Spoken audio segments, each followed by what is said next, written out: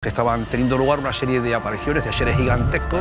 Y se iba pasando, lo estuvieron viendo, y desapareció.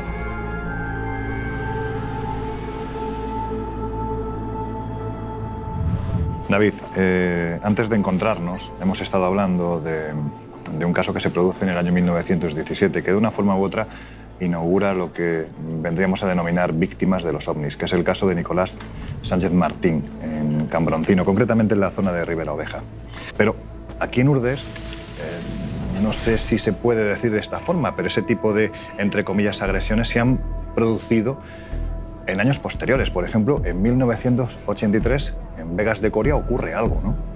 Efectivamente, ocurren muchas cosas entre el año 82 y el año 83. Por resumirlo mucho, hay una serie de testigos principales, como son los hermanos Iglesias, Eusebio y Froilán, así como Nicolás Sánchez, ¿no? Ellos, en repetidas ocasiones, se encuentran con algo que va más allá de unas extrañas luces. Se encuentran directamente con los seres.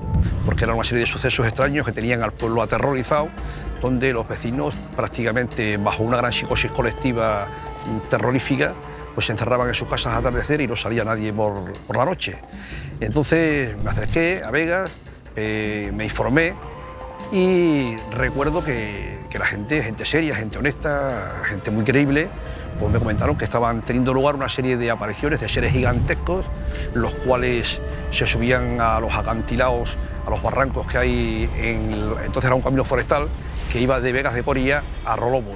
Se lanzaban esos seres hacia el vacío, caían sin hacerse nada, se levantaban, salían corriendo.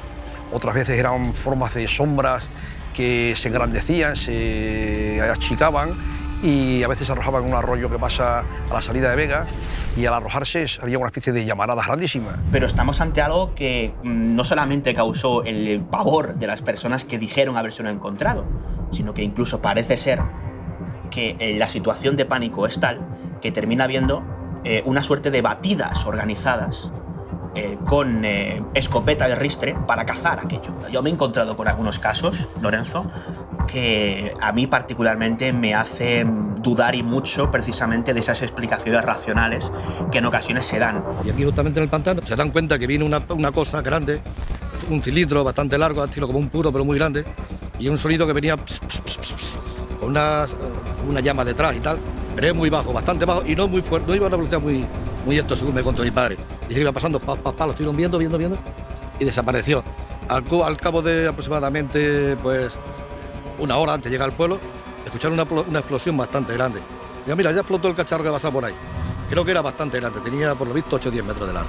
La última vez que yo vine aquí a las Urdes fue en enero de 2016.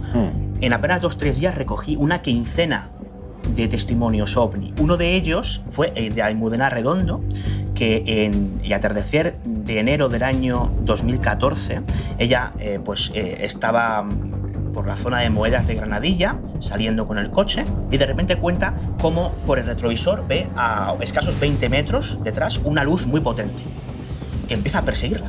De alguna forma ya tiene la sensación de que se acerca más y más, ¿no?, a su vehículo. Estaba en ritmo de persecución, ¿no? Efectivamente, ya claro, empezó a temer, lógicamente, por lo que puede llegar a pasar. Bueno, pues de nuevo, para su tranquilidad, la luz desaparece. Ya, lógicamente, piensa que se ha encontrado con algo extraño, pero es que aparece una tercera vez más. También la persigue durante varias curvas, empieza a entrar en una suerte de pánico obvio, ¿no?, y vuelve a desaparecer. O sea, hasta en 3 ocasiones, o sea, no estamos hablando de un reflejo, no estamos hablando de una casualidad, algo extraño, según siempre el testimonio de Almudena, la estuvo persiguiendo durante varios kilómetros aquel enero de 2014.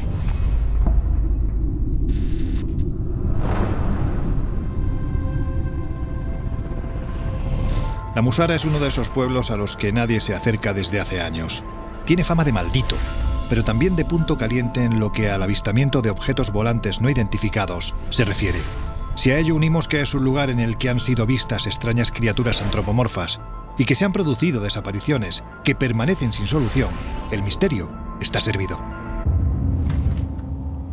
El caso más extraño de los que se han producido aquí en la Musara ocurrió en 1991 y tuvo como protagonista a Enrique Martínez Ortiz, un joven que venía todos los miércoles con varios amigos a buscar níscalos. Ese día, su compañero iba delante, él iba detrás, iban conversando animadamente, hasta que de repente Enrique dejó de contestar. Su amigo se giró y ya no estaba. Han pasado 30 años. de Enrique no se ha vuelto a saber absolutamente nada. Es una desaparición no resuelta. Se han producido otras que han acabado, bueno, pues de manera feliz, ¿no? Porque los desaparecidos han vuelto, han reaparecido, asegurando que antes de esa desaparición se habían visto extrañas luces en los cielos. Y lo más interesante de estos casos es que aseguran que hay un tiempo perdido. Trayectos que normalmente se deberían de hacer en apenas 40-45 minutos, habían tardado más de 3 horas. Es cierto que hay determinados puntos geográficos, determinadas zonas, en donde no sé por qué razón se producen toda una serie de fenómenos extraños, como si fueran una zona ventana por la que se colaran algún tipo de inteligencias o de energías o de fuerzas de otras realidades. No sé muy bien cómo explicarlo. Y en realidad esas zonas existen, yo me las he encontrado. Estas zonas, como por ejemplo puede ser la Musara, en Cataluña, donde se han visto cantidad de luces asociadas precisamente a ese mismo lugar, podrían ser una de esas zonas ventana o zonas puerta cuando las atravesamos y no volvemos, porque allí se han producido muchas desapariciones y por consiguiente serían el paso a otras dimensiones. Yo creo que ya va más allá. Yo creo que la propia Tierra, estamos encima de un lugar que probablemente telúricamente mueve energías.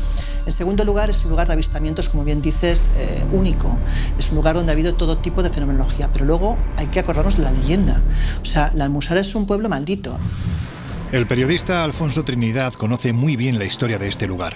Él lleva años buscando, investigando y recopilando testimonios, convencido de que lo que aquí sucede no solo no tiene explicación, sino que además está vinculado directamente al fenómeno de los no identificados.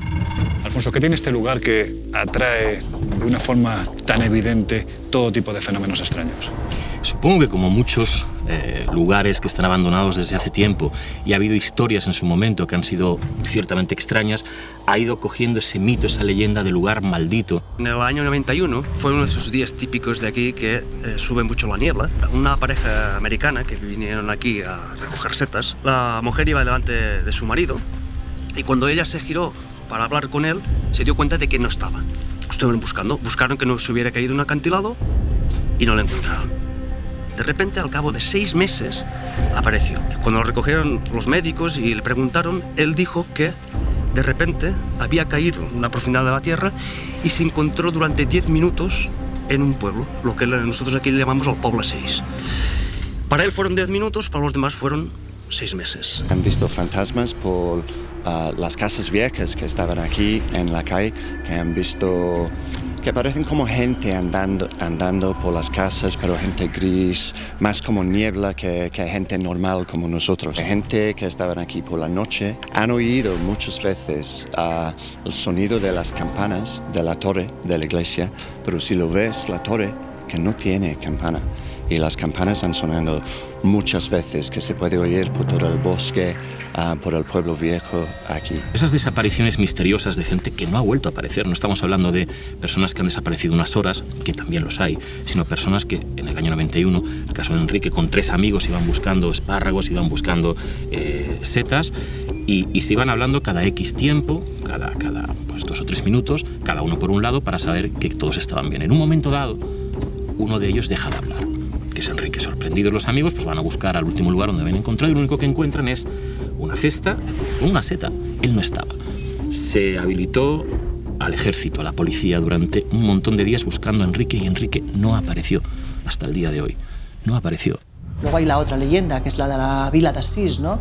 ¿Qué cuenta esa leyenda? Pues que hay una piedra que si tienes la mala suerte de saltar encima de esa piedra, te vas a otra especie de dimensión, una dimensión paralela de la que nadie ha vuelto. De hecho, hay desapariciones famosas de gente que nunca más se ha vuelto a saber de ella y que, la policía, la Guardia Civil han intentado durante mucho tiempo encontrar restos de esas personas y no se han vuelto a encontrar, como es el caso de Enrique. Y como esas desapariciones tenemos otras en las cuales personas que han estado aquí durante un cierto tiempo, han paseado, han hecho según sus cosas lo que tuvieran que hacer y cuando han regresado a sus casas o a sus trabajos, en lugar de haber pasado esas 2 o 3 horas que ellos pensaban, habían pasado 12 o 20 horas. O sea, hay una especie de desfase temporal.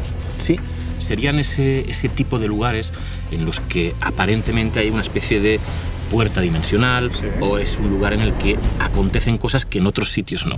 El investigador David Fiedler fue el primero en acuñar el nombre de zona ventana para describir el lugar en el que convergen toda una serie de fenómenos extraños, desde la aparición de luces a desapariciones misteriosas, fenómenos paranormales. Es decir, que allí hay un batiburrillo, una especie de agujero negro de ida y vuelta, y que hace plantear a los investigadores de los ovnis en qué medida estamos acertados en atribuir el fenómeno ovni a la presencia extraterrestre, o tenemos que empezar a pensar en otras posibilidades como lo dimensional. Uno de los fenómenos más impactantes es el de los objetos volantes no identificados, que se han visto desde hace más de 40 años.